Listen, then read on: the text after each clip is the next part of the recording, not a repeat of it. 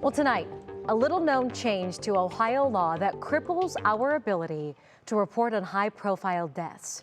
3 News investigates. Marissa Sines explains why the new law will keep the police shootings shrouded in secrecy.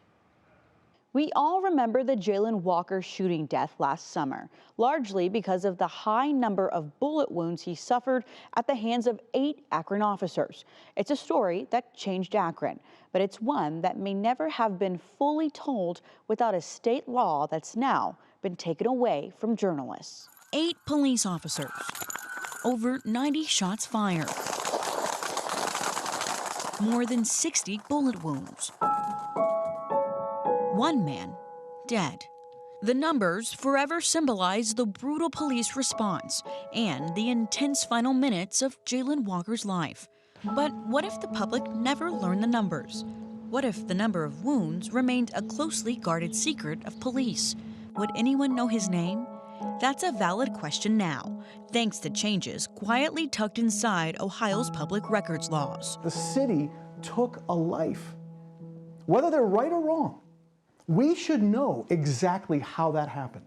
To tell the full story of what happened to Walker, 3 News investigates use a journalist's exemption, allowing us to review Walker's preliminary autopsy report, notes, and documents. Our review confirmed the number of bullet wounds, breaking news, and intensifying public attention. Now, with Governor DeWine's signature on Senate Bill 288, our access, really, your access to the truth, is basically blocked. There would be absolutely no way for the public to know how Jayland died, specifically, without that access to the preliminary report. The Walker case wasn't the first time 3 News investigates utilized the public record law to report on questionable deaths. This is the first time we've learned anything about the 45-year-old father's death.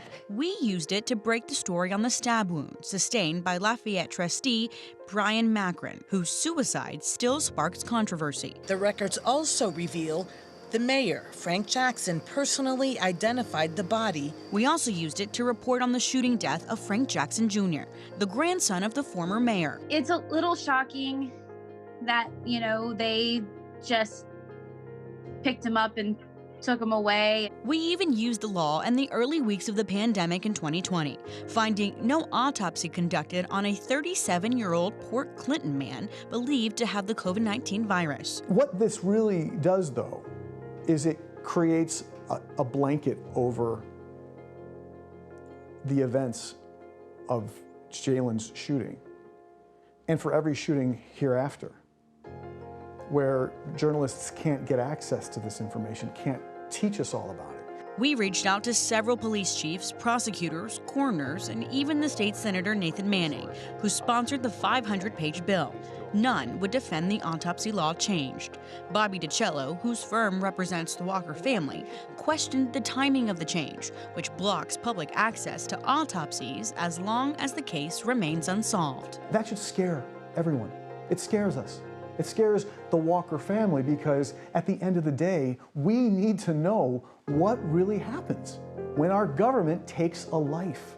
A spokesperson for Senator Manning told us the new law stems from the mass killing of a Pike County family and the Cincinnati Enquirer's lawsuit to access autopsy records. While the new law blocks journalists' access to autopsy reports, one group can view the file: insurance companies that defend police killings. Marissa Sines, 3 News.